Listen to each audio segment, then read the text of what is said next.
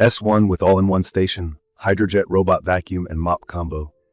Just looking at it in front of me, this is honestly one of the most visually striking home gadgets I've come across lately. Right away, what stands out is its sleek, square design. Unlike the typical round robot vacuums I've used in the past, this looks more like a piece of modern decor than a cleaning tool. The sports car-inspired build with smooth edges and clean lines actually feels fun to have sitting out in my living room instead of something I'd want to hide away.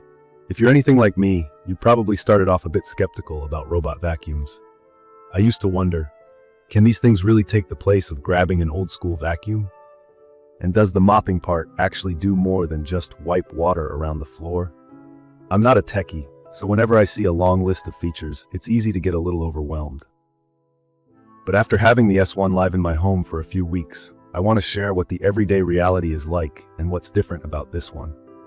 This S1 with all-in-one station is advertised as both a robot vacuum and a mop combo. That sounded impressive, but I had doubts about how well a robot could handle daily messes, pet hair, and dried food stains. So I put it to the test, from random food spills in the kitchen to dust and hair in my living room and hallway. The key features that really surprised me showed up in both the actual cleaning performance and the way it handles maintenance. Let's talk about the cleaning power. This vacuum has something called 8,000 PA suction.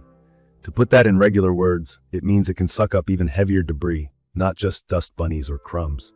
I tried purposely spilling cereal and some crackers and watched it handle the mess in a single pass.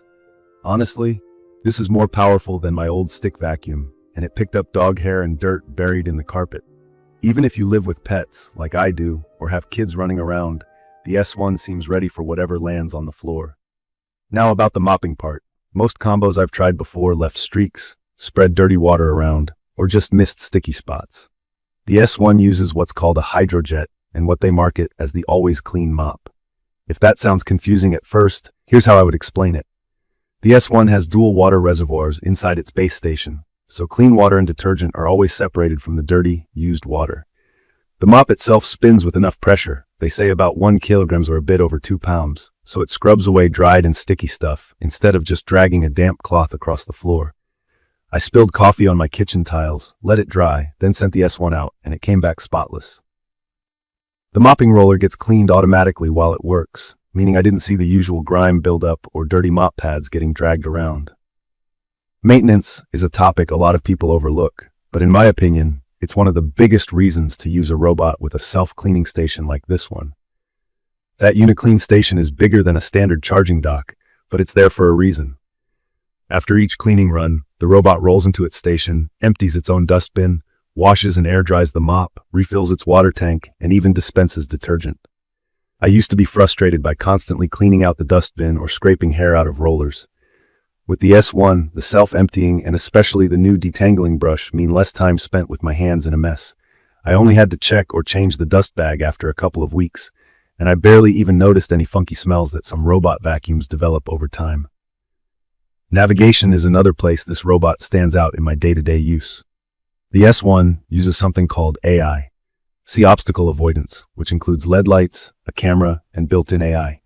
This means the vacuum can see and recognize more than 100 types of household items, like toys, wires, shoes, or pet bowls, and steer clear on its own. If you've ever watched an older robot vacuum bump into everything, you know how annoying that gets. I set up random obstacles, and, to my surprise, the S1 never tumbled over my dog's chew toys or dragged cords across the room. It even navigated around a pair of socks I left under the coffee table. Over time, the robot learned my space and got better at avoiding trouble spots, so I didn't have to prep my living room for cleaning. For anyone new to this tech, I'd say you don't need to worry about the robot getting stuck. It's a noticeable upgrade from the usual guessing game. One thing I didn't expect is how quiet this robot runs, especially given how strong the suction is. I could have it running while taking calls or watching TV without getting annoyed. The low profile and square shape also let the S1 get under my bed and couch, cleaning places my other vacuums always seem to miss. The S1 operates via touch controls on the station or through the app, which was straightforward to set up. It connects to Alexa and Google Home, but for the most part, I used just the app. From my experience, mapping my house only took one run. You can create no-go zones or set up multiple floor maps for each level of your home. I found it easy to schedule cleans, send it off for a spot mop after dinner, or check the status of the mop or dustbin. The app isn't overloaded with advanced options like some more technical brands, but it covers the stuff you actually need, and that keeps things simple. That said, from my experience, there are a few things you should consider if you're thinking about buying the S1. The UniClean station is pretty large, so it takes up some floor space. If you live in a small apartment or hate clutter, you'll need to decide if it fits your vibe and layout. Also, while the S1 does a fantastic job on hard floors and low-pile rugs, it can sometimes struggle with very thick carpets or picking up deeply buried debris in shaggy rugs.